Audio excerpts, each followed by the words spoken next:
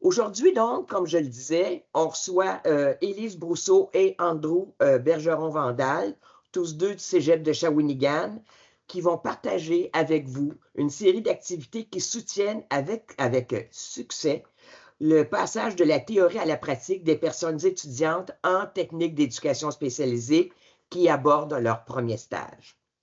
Élise et Andrew enseignent depuis moins de 5 ans et pourtant, ils se sont engagés dans la mise en place d'un tout nouveau programme en technique d'éducation spécialisée. Fort de leur expérience variée en intervention et en accompagnement, ils travaillent à créer un environnement d'apprentissage inclusif, stimulant et bienveillant. Leur approche met de l'avant l'écoute, la collaboration et l'innovation pédagogique afin de favoriser la réussite et le bien-être auprès de chacune des personnes étudiantes. Alors, je vous souhaite un bon webinaire, mesdames, messieurs. Je donne la parole à Élise et à Andrew. Merci, Nicole, pour cette présentation. Je vais aller trouver le partage.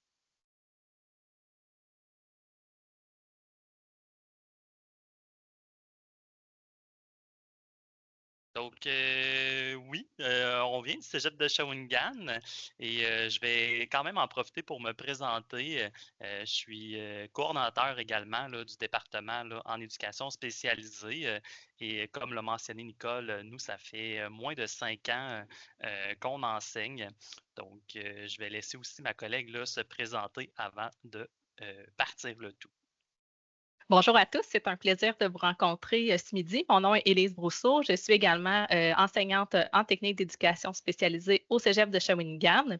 J'ai aussi le double chapeau de responsable de programme. Petite information aussi à transmettre, au moment où on a développé ce projet de semaine 1, j'avais également le chapeau de coordonnatrice des stages. Donc, c'est vraiment l'objectif aujourd'hui de vous faire part de notre expertise en la matière.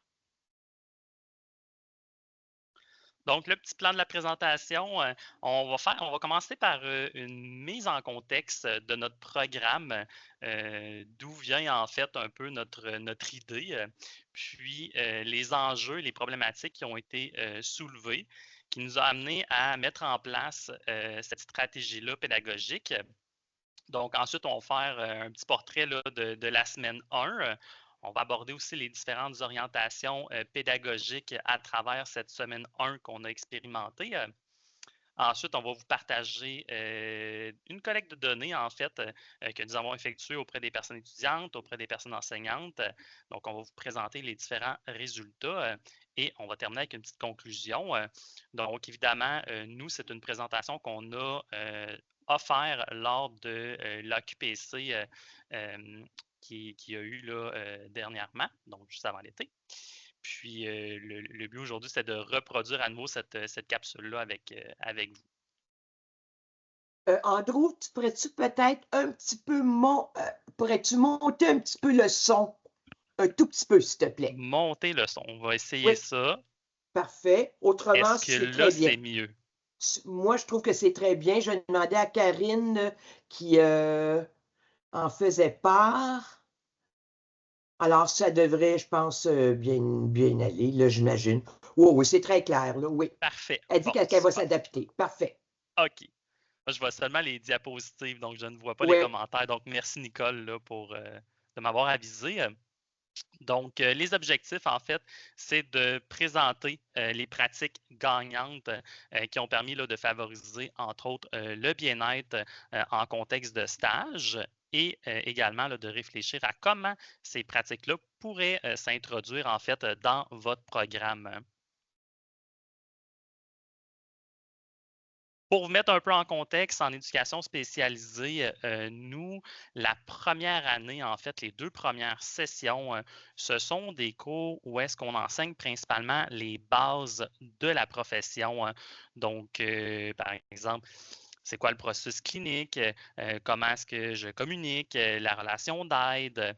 Donc, on voit tous ces éléments-là lors de la première année. Donc, on donne le plus d'outils possible aux personnes étudiantes, ce qui va les amener lors de leur deuxième année à la session 3 au premier stage qui, en fait, est un stage d'immersion de 405 heures, en fait. Donc, c'est 3 jours par semaine. Et c'est quand même un gros stage pour un premier stage. Suite à ça, les étudiants vont revenir pour des cours qui sont plus spécifiques là, à certaines clientèles, donc qui auront lieu lors des sessions 4 et 5.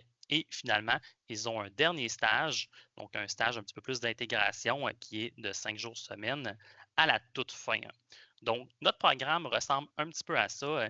Et ce qu'il faut savoir, c'est que dans la première année, il y a beaucoup d'informations, beaucoup de bases. Et comme c'est des personnes étudiantes de première année, bien évidemment, il y a comme une transition à faire vers la deuxième année. Puis nous, il y avait le souci avec l'été, on voulait s'assurer de revenir en fait sur certains acquis qui avaient été faits lors de la première année avant de les lâcher lousses en stage 1. Tout au long de la présentation, vous allez voir en bas, il y a un petit rectangle blanc. En fait, ce sont des commentaires que les personnes étudiantes ont écrits en fait. Donc, vous allez là, ils vont être différents de diapositive en diapositive. Au niveau des enjeux, on se veut quand même un programme qui favorise le bien-être. En fait, on veut former des éducateurs et éducatrices spécialisés. Puis on veut s'assurer de mettre en place des pratiques qui sont inclusives, des pratiques où on essaie de considérer les enjeux des personnes étudiantes parce qu'elles sont uniques. Donc, on a ce souci-là. Ensuite, on a observé beaucoup de stress lors des premières sessions. Donc, on avait une clientèle qui était très stressée, qui présentait beaucoup d'anxiété face à l'inconnu, face aux évaluations. On a observé aussi un certain manque de confiance de la part de plusieurs personnes étudiantes.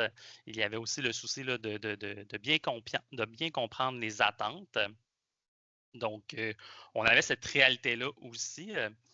Et ce qu'il faut savoir, c'est même si on est un nouveau programme à l'enseignement au régulier, bien évidemment, à la formation continue, le programme aussi a été offert. Puis comme c'est plus rapide, hein, eux, ils avaient de l'avance par rapport là, à nous, à l'enseignement au régulier, ce qui fait qu'on a été capable d'observer, de faire des constats avec les différentes cohortes qui ont déjà effectué le stage 1 à la formation continue. Donc, on avait cette vigie-là de voir comment ça se passait à la formation continue, puis nous, de pouvoir s'ajuster par la suite. On avait également la situation particulière, nous, avec les personnes étudiantes qui veulent aller faire leur stage en milieu scolaire, que la première semaine, en fait, les écoles ne sont pas encore commencées. Donc, ils n'ont pas encore débuté, alors que le cégep commence avant. Donc, ce qui fait que pour les personnes étudiantes, on ne pouvait pas nécessairement les envoyer directement à la semaine 1 en stage. Et comme je le mentionnais tout à l'heure, en fait, c'est 405 heures de stage sur 3 jours, en fait, par semaine. Ce qui fait en sorte que tous ces enjeux-là nous ont amenés à essayer quelque chose, prendre des décisions, considérant qu'on est aussi un nouveau programme qui est en implantation. Donc, c'est pour ça qu'on va vous présenter notre semaine 1. Au niveau du bien-être, en fait, on a regardé la plateforme Sherpa Plus, en fait, qu'on a trouvé, c'était une mine d'or d'informations. Et Gagnon et Jacques, en fait, ils relèvent que le bien-être en contexte de stage fait référence au plaisir et à l'accomplissement de soi. Puis, en contexte de stage, bien évidemment, le bien-être, ça vient des capacités d'adaptation des personnes stagiaires, donc leur capacité, en fait, à s'ajuster terrain. De la qualité de ces relations interpersonnelles, donc qui vont entretenir, de leur sentiment d'efficacité, de leur habitude de vie aussi, je ne veux pas, ça a un impact, et de leur santé mentale. Donc, évidemment, nous, on voulait prendre ça en considération pour instaurer notre semaine 1. Et dans son livre, Stéphanie Ovechton, en fait, partage là, des stratégies qui favorisent la confiance en soi et l'autonomie. Donc, tout à l'heure, hein, je mentionnais que la confiance en soi, ça pouvait être un enjeu pour notre portrait des personnes étudiantes de première année. En fait, dans les stratégies à instaurer, il est mentionné de considérer les personnes stagiaires comme des adultes, donc d'avoir une responsabilité là, qui est partagée dans la construction des apprentissages, de connaître et respecter l'unicité des personnes stagiaires, de considérer leurs forces, de communiquer clairement les attentes du stage, d'encourager les prises d'initiative et de sensibiliser à l'importance des relations interpersonnelles. Donc, pour nous, c'est quelque chose qui nous a amené à mettre en place une semaine 1 qui, en fait, allait favoriser le bien-être, puis surtout bien les préparer là, en vue de leur stage. Donc, cap sur la réussite, ici, c'est notre mission, donc de bien préparer les personnes stagiaires pour s'assurer de diminuer le stress qu'on sentait qui était présent, entre autres par la nouveauté. Puis nous, le but, c'était d'augmenter en fait le sentiment de contrôle chez les personnes étudiantes à travers cette semaine 1, mais aussi de miser sur leur sentiment d'efficacité. Donc, je vais laisser ma collègue suivre. Merci, Andrew. Tu as bien mis la table au niveau de cette première semaine. Mon objectif pour les prochaines minutes, c'est de rendre justement cette première semaine-là vivante et concrète, donc de vous présenter ce qu'on a cru bon développer pour cette première expérience de stage. Andrew, mon collègue, vous l'a bien mentionné, c'est un programme nouveau qui est en implantation, donc tout était à construire. Pour ceux et celles qui ont déjà eu le privilège de bâtir un programme pour mettre en contexte l'année dernière, c'est moi et Andrew qui étaient présents. Donc, à deux têtes, on a tenté là, de cibler ce qui pouvait être le plus gagnant, autant pour les personnes étudiantes que les personnes enseignantes. Donc, de ces nombreuses heures de réflexion et de discussion, en est ressorti cette fameuse horaire qui a été proposée aux personnes étudiantes. Donc, ce que vous pouvez voir à l'écran, c'est la semaine 1 qui a débuté à l'arrivée des personnes étudiantes au retour des vacances estivales. Donc, ce qui a été prévu pour la première semaine, le mardi, le mercredi, le jeudi et le vendredi, des moments avaient été ciblés pour des rencontres que nous, on appelle des rencontres collectives. Vous pouvez voir un petit code de couleur. En fait, pour les journées du 20, 21 et 22 août, on voit la couleur orange tout pâle. C'était des collectifs de groupe. Donc, on accueillait l'ensemble du groupe, l'ensemble des personnes étudiantes qui vivaient une collective avec les différents superviseurs de stage. Concernant le vendredi 23 ainsi que le mardi 27, on a un petit mauve, c'était des collectives en sous-groupes. Donc, on a jugé bon là, de pouvoir à certains moments diviser notre groupe, pouvoir accompagner chaque sous-groupe avec les superviseurs de stage respectifs. Donc, je vais me permettre dans la prochaine diapositive de vous décortiquer un peu toutes les activités qui ont été proposées aux personnes étudiantes. Donc, l'objectif, c'est peut-être de vous inspirer aussi sur différentes modalités possibles. Donc, je vais y aller dans l'ordre. La première journée était prévue pour une présentation des superviseurs de stage et des stagiaires. Donc, l'accueil se fait le mardi 20 août. On présente rapidement différentes documentations qui vont être essentielles. Ensuite, le mercredi, vous pouvez voir que d'autres documents sont remis aux étudiants, notamment cahiers de stage, signature de différents formulaires. Le jeudi est une grosse journée où on se remet le nez dans les livres, on réinvestit en fait les sessions 1 et 2. Et un atelier où ça a été proposé aux personnes étudiantes. Finalement, le vendredi, avant de partir pour le week-end, un petit moment privilège bonbon où on accueille différents stagiaires pour un témoignage. Et la journée se conclut avec des activités en sous-groupe. Je vais vous présenter dans la prochaine diapositive l'inventaire des moyens qui ont été utilisés. Donc, en fait, ce que je vais faire, c'est que je vais reprendre un par un le tableau précédent qu'on vient de voir, donc l'horaire précédente, en vous vulgarisant le plus simplement possible les activités concrètes qui ont été proposées. La première activité était une activité sommaire de présentation. Ça faisait du bien à tout le monde de se retrouver. Donc, on a pris un petit moment avec les personnes étudiantes pour échanger. Il y avait aussi l'équipe enseignante avec laquelle s'ajoutaient de nouveaux visages. Donc, nos étudiants connaissaient moi, Andrew, mais ne connaissaient pas les autres personnes enseignantes. Donc, ça a été un bon moment pour apprendre à se connaître, pour briser la glace. Ça a été aussi un moment où tous les étudiants étaient là. Donc, un moment stratégique pour procéder à la signature des formulaires, de faire des rappels au niveau de la confidentialité, de faire signer justement ces fameux formulaires de confidentialité. Donc, en ayant tout le monde ensemble, aucun papier s'est perdu, tout le monde était à la tâche, donc ça a été gagnant pour nous de le faire de cette façon-là. Ensuite, au point numéro 2, on a pris un moment avec les personnes étudiantes pour identifier leurs attentes. On nomme souvent à nos personnes étudiantes qu'on peut avoir des attentes envers eux, mais à l'inverse, on leur a demandé, vous, quelles sont vos attentes envers votre milieu de stage? Comment vous souhaiteriez que ça se passe, votre stage, pour que ce soit le plus optimal possible?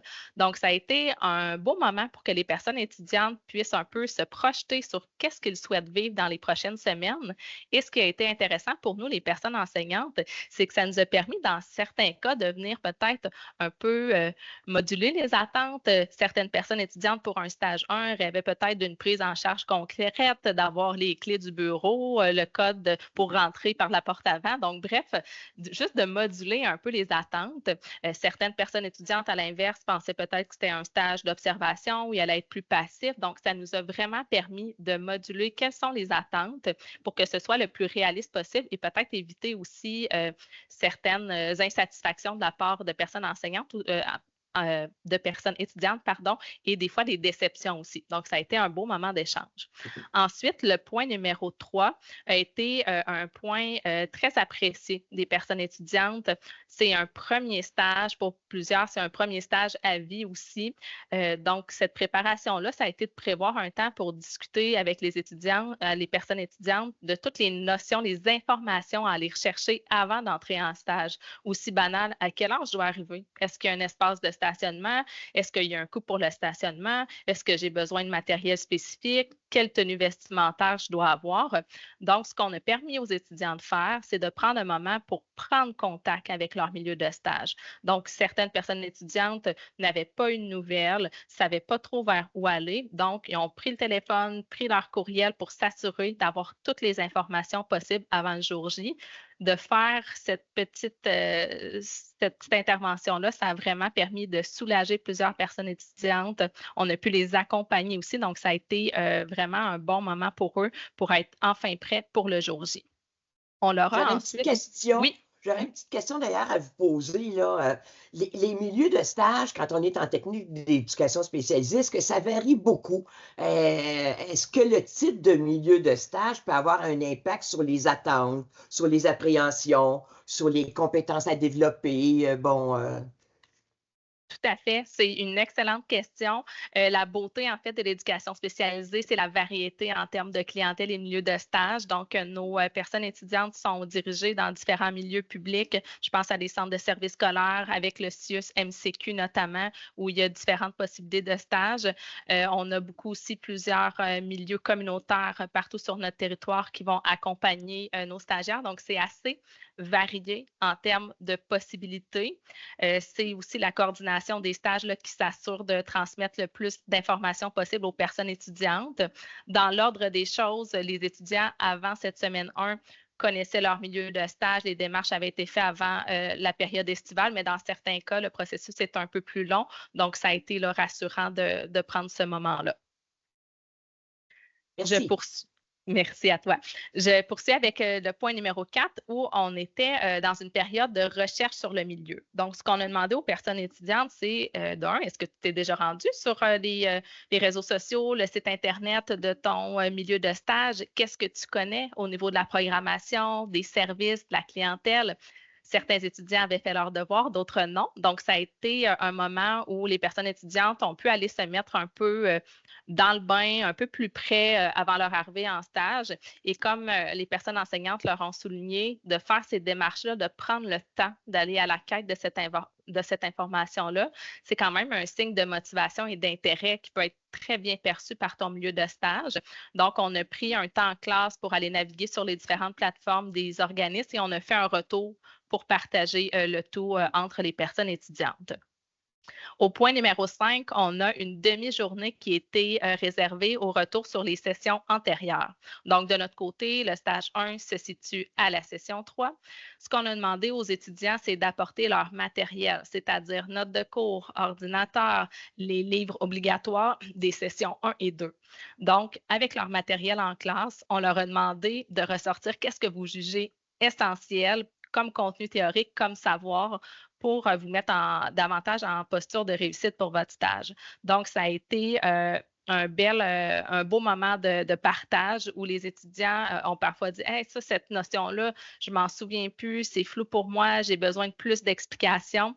On a notamment mis l'emphase sur l'importance de connaître qu'est-ce que c'est le processus clinique. En éducation spécialisée, on utilise notamment les différentes opérations professionnelles, de revoir les bases de communication, les bases de relations d'aide, de revoir aussi les différentes composantes du savoir-être.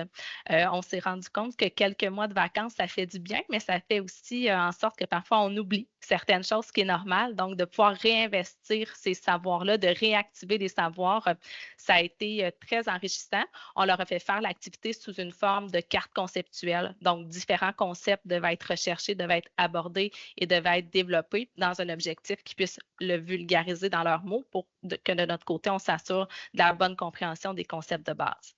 Ensuite, en point 6, une recherche documentaire a été proposée. On a mis les étudiants en action pour renaviguer sur les différentes plateformes du cégep. En intervention, la beauté, c'est qu'il existe beaucoup de matériel, beaucoup de documentation, notamment en ligne ou sur les plateformes du cégep. Donc, de faire un rappel aux personnes étudiantes pour avoir un peu d'autonomie en stage, d'en apprendre sur les problématiques, sur la clientèle, pour t'accompagner dans la préparation d'animation, d'intervention, d'aller chercher sur des plateformes qui sont scientifiquement valides. Donc, on a pris un temps pour revoir le tout avec les personnes étudiantes. Ça a été un bon moment aussi pour reparler d'intégrité intellectuelle, de droit d'auteur. Les personnes étudiantes ont des travaux à remettre, des évaluations à faire en cours de stage. Donc, ce petit rappel-là aussi était le bienvenu. En point numéro 7, ça a été vraiment un coup de cœur des personnes étudiantes. On a demandé à des personnes stagiaires de la formation continue, considérant que c'est la population étudiante qui avait déjà réalisé des stages, de venir partager un moment sur leur stage.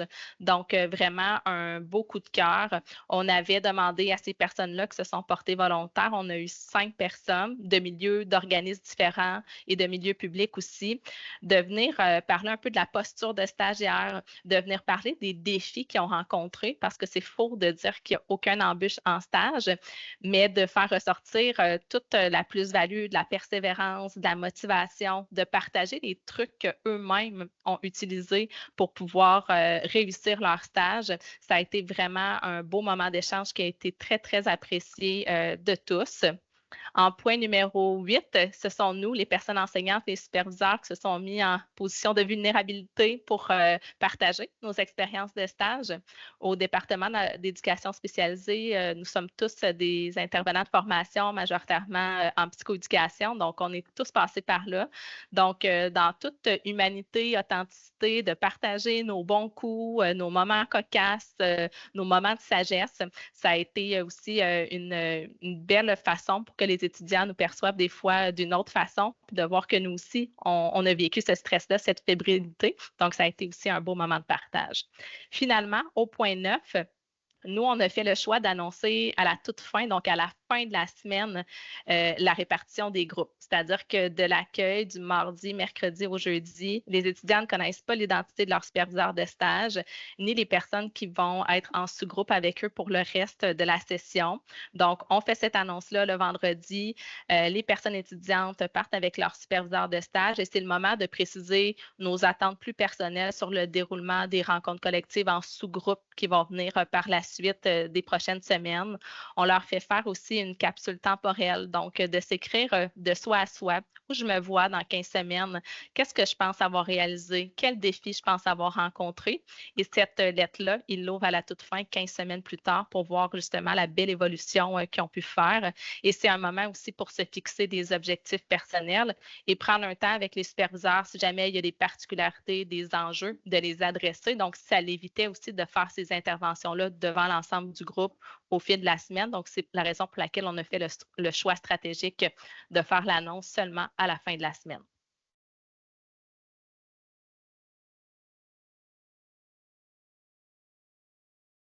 Concernant les orientations pédagogiques, ce que je vous présente, ça a l'air tout beau, tout rose. Il y a eu du positif, il y a eu assurément des ajustements qui se font pour le stage qui se revit là, cette année, mais on a quand même pris les décisions que vous voyez dans les propositions qui ont été faites dans les diapositives antérieures en se basant sur des orientations pédagogiques.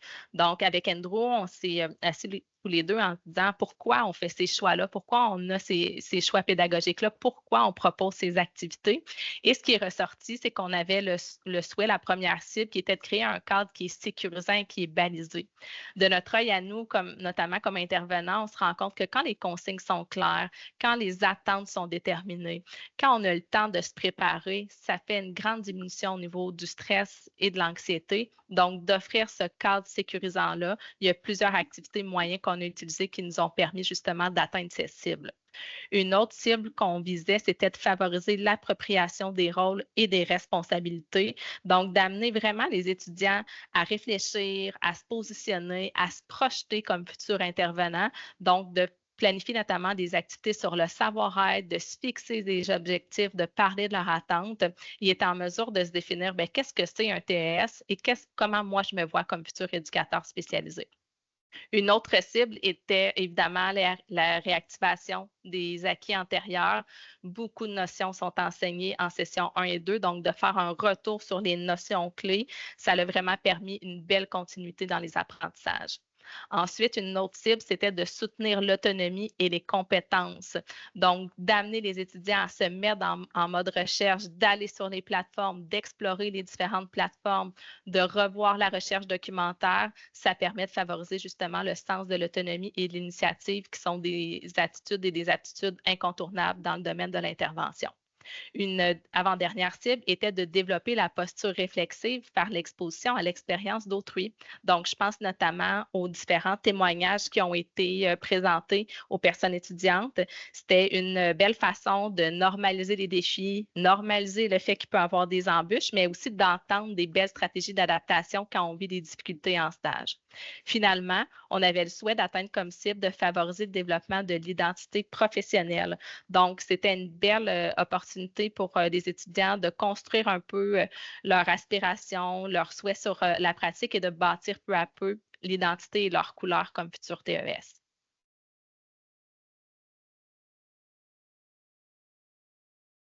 Je vais reprendre le flambeau. En fait, suite à cette expérimentation-là qu'on a fait, on a effectué 2 collectes de données. En fait, une première avec les personnes étudiantes. Donc, elles ont eu à répondre à un sondage Forms qui se faisait en classe lors de la dernière rencontre collective. Donc, on avait prévu un moment en classe pour que les personnes puissent remplir ce sondage-là. Et en tout, nous avions 19 personnes stagiaires et 18 personnes ont répondu. En fait, il y en avait une qui était absente lors de cette collective-là et de cette période-là. Les données recherchées, en fait, c'est les impacts de la semaine 1 et les éléments qui ont été appréciés. Puis de savoir aussi, est-ce que nous, on a des pistes d'amélioration à faire pour les prochaines années, considérant qu'on est en implantation, c'est notre première fois.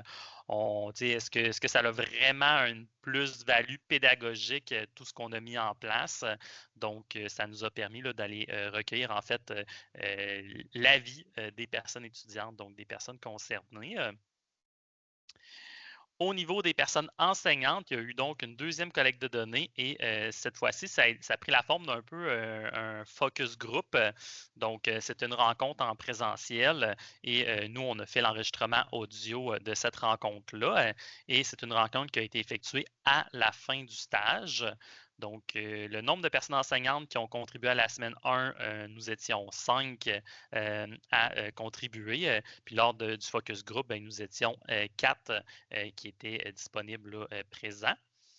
Cette fois-ci, les données recherchées, c'était de soulever les points forts, les défis qui ont été rencontrés et les pistes d'amélioration, mais du point de vue des personnes enseignantes, donc au fil des semaines. Parce que oui, il y avait notre semaine 1, mais ce qu'il faut savoir, c'est qu'on avait aussi beaucoup de collectives durant la session, donc on voulait également avoir un retour sur les thématiques des différentes collectives. Donc tout ça, ça nous a permis de rassembler plein de données et au niveau des résultats, donc, dans le formulaire Forms, en fait, les personnes étudiantes devaient nommer s'ils étaient en accord ou en désaccord avec certaines phrases, entre autres. Donc, la première semaine de stage en classe m'a permis de me réapproprier les contenus de cours de mes 2 premières sessions et 61,1% des personnes étudiantes là, étaient tout à fait en accord en fait avec le fait que ça leur a permis de se réapproprier les contenus. 33,3% étaient en accord et 5,6% étaient en désaccord. Donc, on peut voir que la grande majorité des personnes étudiantes de cette cohorte-là, en fait, ont trouvé ça pertinent pour la réappropriation des contenus, donc le fait de réactiver les connaissances. Ensuite, la première semaine de stage en classe m'a permis de bien comprendre les attentes du stage et ce que j'allais devoir faire. Donc, ici, 50% des personnes étudiantes étaient tout à fait en accord avec cet énoncé. 38,9% étaient en accord et 11,1% étaient neutres. Donc, ici, on peut voir qu'il y avait que personne qui était en désaccord là, avec ça et que la grande majorité était en accord là, et tout à fait en accord du fait que ça les a amenés à bien comprendre les attentes du stage, de ce qui était attendu dès le début. Ensuite, la première semaine de stage en classe m'a permis de me familiariser et de poser des questions sur les travaux et évaluations. Donc, cette fois-ci, 38,9% des personnes étudiantes étaient tout à fait en accord avec l'énoncé, 38,9% étaient en accord et 22,2% étaient neutres vis-à-vis de cet énoncé. Donc, encore une fois, la grande majorité ont relevé en fait que ça leur a permis de se familiariser et de poser des questions. Et nous, évidemment, ça nous intéressait, c'est est-ce que ça leur a permis en fait de diminuer le stress face au stage? Et 50% ont nommé en fait qu'ils étaient tout à fait en accord et 33,3% étaient en accord et 16,7% neutre. Donc, en très grande majorité aussi, les personnes étudiantes, en fait, ils ont senti en fait que cette semaine 1 les a bien préparés, puis que ça leur a permis de diminuer en fait leur stress là, face au stage. Andrew, avant que tu présentes les prochaines données, je me permets d'ajouter parce que quand on regarde les différentes activités proposées, on peut se dire hey, c'est beaucoup de temps, c'est beaucoup de préparation, c'est beaucoup d'engagement. Mais je pense qu'une autre donnée qui est importante de nommer, qui apparaît peut-être pas dans la présentation, c'est les arrêts et les retraits de stage. En fait, si on fait le cumul auprès des 19 personnes étudiantes, on n'a eu aucun arrêt de stage, aucun échec de stage. Est-ce que c'est un concours de circonstances? Peut-être, mais je pense qu'il y a quand même aussi un impact de cette semaine 1. Il y a eu peu d'interventions à faire aussi lors de ce stage-là dans les milieux, considérant que les attentes étaient claires, qu'il y avait un suivi régulier qui avait été fait, qu'il y avait une base solide qui avait été mise en place. Je pense que c'est une donnée importante aussi de soulever le fait que tous nos étudiants ont été en réussite pour ce premier stage. Merci, Élise. Et la première semaine de stage en classe m'a permis de me sentir prête à entamer mes premières journées de stage. Et ça, tout le monde était en accord ou tout à fait en accord, en fait, donc avec l'énoncé. Donc, les personnes étudiantes se sentaient outillées et prêts, en fait, pour les premières journées de stage. Et du côté, en fait, des personnes enseignantes, ce qui est ressorti du focus group, c'est les personnes enseignantes étaient quand même très unanimes sur le fait qu'ils ont senti que ça a augmenté le bien-être chez les personnes étudiantes, que ça a augmenté également les capacités d'adaptation chez les personnes étudiantes. Donc, c'est quelque chose qu'on voulait mobiliser là, au tout début. Et en fait, la plupart des personnes enseignantes, là, ce qui a été relevé, c'est que ça a amené une diminution en fait de la gestion de situations problématiques en cours de stage.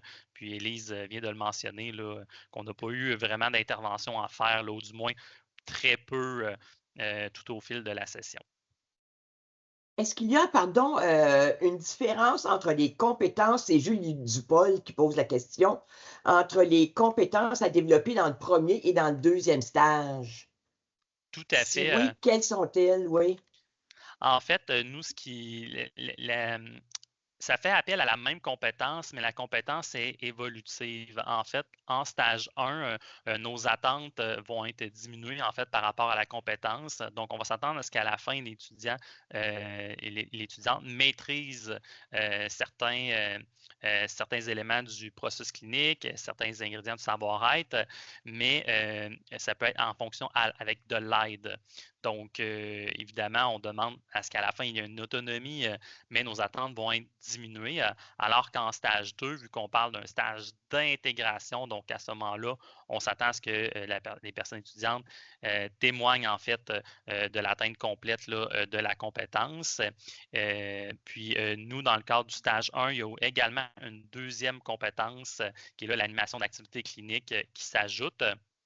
Mais grosso modo, les attentes ne sont pas les mêmes entre le stage 1 et le stage 2. Dans nos plans cadres. Est-ce qu'Élise veut faire du pouce sur l'idée? Oui, rapidement. Dans le plan cadre, en fait, ce qu'on peut voir pour le stage 1, il y a l'ajout avec soutien qui vient donc pour chacun des éléments de compétences qu'on va évaluer. C'est vraiment vulgarisé avec soutien. Au niveau des composantes du savoir-être, on vient ajouter avec beaucoup de rétroaction. Donc, c'est la distinction aussi avec le stage 2 où avec soutien, il y a ce retrait-là qui se fait dans les plans cadres. Il y a toujours, évidemment, du soutien, de la rétroaction qui va se faire, mais ça n'y apparaît pas dans le plan cadre parce qu'on s'entend, comme Andrew le mentionnait, pour une intégration davantage, puis une autonomie. Donc, on le vulgarise de cette façon-là dans les plans cadres. Merci, Élise. Donc, on arriverait à la conclusion. Nous, ce qu'on aime bien envoyer comme question, c'est comment est-ce que vous pourriez mettre en place, en fait, une semaine 1 dans vos programmes respectifs? Est-ce qu'il y aurait des contraintes, des enjeux qui sont similaires, différents? Puis, quels seraient les avantages et les possibilités là, de votre côté? Donc, voilà, c'est ce qui conclut notre présentation. Il y a déjà des personnes d'ailleurs qui ont écrit que que votre leur préparation ressemblait beaucoup à celle que vous avez présentée.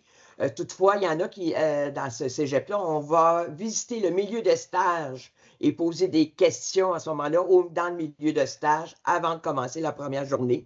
Je ne sais pas si c'est ce que vous faites à Shawinigan. Et il y avait une autre personne qui disait que la préparation collective se fait en une seule journée. Elle dit, je réalise qu'on ne se donne pas les moyens de nos ambitions. Donc, cette préparation-là d'une semaine semble appréciée là, de participants là, à votre webinaire. Maintenant, s'il y a d'autres personnes, effectivement, qui veulent peut-être ajouter dans l'espace de clavardage, est-ce qu'il y a des contraintes, des enjeux que vous vivez, vous, en tant que peut-être enseignant dans un programme où les étudiants font des stages? Je vous invite à placer le tout dans l'espace de conversation, dans l'espace de clavardage.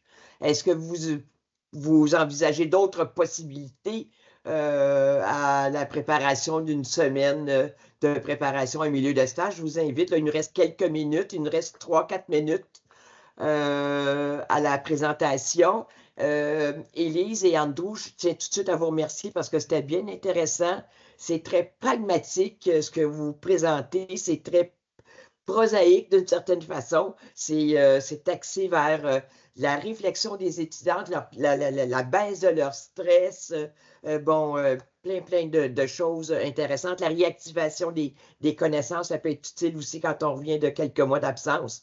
Alors, j'aimerais vous entendre dire qu'est-ce que vous en retenez de tout ça, Élise et Andrew, du travail que vous avez réalisé.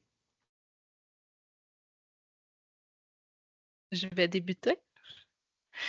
Moi, je trouve que tout le travail en vaut la chandelle. Au début, on se questionnait en se disant, est-ce que c'est trop rigide, c'est trop au quart de tour, ça ne nous laisse pas place à la réflexion, à avoir une latitude. Puis au contraire, non. Moi, je trouve que ça a été vraiment gagnant auprès de notre population étudiante en éducation spécialisée. Pour ceux qui connaissent peut-être un peu la clientèle dans les programmes sociaux, il y a quand même des enjeux parfois au niveau de la santé mentale de nos personnes étudiantes, au niveau de la réussite. Donc, je pense que c'était vraiment une clientèle cible où ça a été une plus-value de prendre le temps.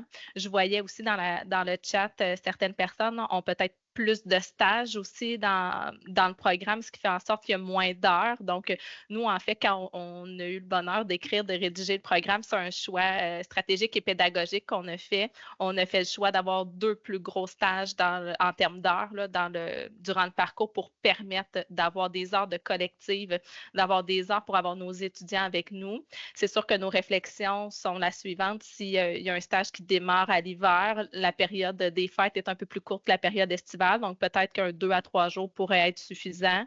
Mais nous, c'est un choix stratégique qu'on a fait. Ça n'enlève pas le fait que lors de la première année, dans les différents cours, on offre quand même l'occasion, via des travaux de session, d'aller visiter des milieux, rencontrer des partenaires. Et de notre côté aussi, la visite des milieux de stage pour nos personnes stagiaires se fait avant le départ pour la période estivale. Donc, il y a vraiment une visite puis un premier contact aussi là, qui a été prévu dans la séquence, mais qui se fait avant le départ pour les vacances. Pardon, je vois qu'il y a une autre petite question aussi qui a été posée par Julie. Je suis désolée, Julie, je ne l'avais pas vue. Aux sessions 3 et 6, est-ce qu'il y a d'autres cours de la formation générale ou spécifique simultanément au stage? Si oui, combien y en a-t-il? Si oui, combien? Et y a-t-il un impact sur l'organisation sur le choix des cours ou l'organisation de l'horaire? Tout à fait. En fait, à la session 3, donc au premier stage, les personnes étudiantes ont 405 heures. Donc, ils sont en stage 3 jours, ce qui fait que les 2 autres journées, oui, il y a un moment de collective de groupe ou en sous-groupe, mais les personnes étudiantes ont également 2-3 cours de la formation là, générale. Je pense qu'on parle d'un cours de français, d'un cours de philo et d'un cours à option. Donc, les personnes étudiantes peuvent choisir. Puis, à la session 6, donc à la toute fin, donc considérant que c'est un stage d'intégration et que c'est 5 jours semaine, en fait, les personnes étudiantes ont terminé leur parcours là, de formation générale, ce qui fait qu'ils n'ont pas d'autres cours là, à part le stage 2. Merci beaucoup à tous les deux. J'ai trouvé, je l'ai écrit, que c'était un webinaire, un atelier utile et inspirant à la fois, qui peut donner de bonnes idées aux personnes qui ont participé à votre webinaire. Et toutes mes félicitations pour les travaux que vous réalisez, Élise et Andrew. Je suis certaine que c'est beaucoup apprécié, tant par les personnes étudiantes que par votre collège en tant que tel et par les milieux de stage également. Alors, je vous dis bravo et je vous dis à une prochaine fois. Merci aussi aux participantes et aux participants au webinaire. Vous avez été attentifs et et en même temps actifs dans vos réactions. Alors, merci énormément tout le monde et je vous souhaite une très belle fin de journée de 2 octobre. Merci, à la prochaine. Au revoir.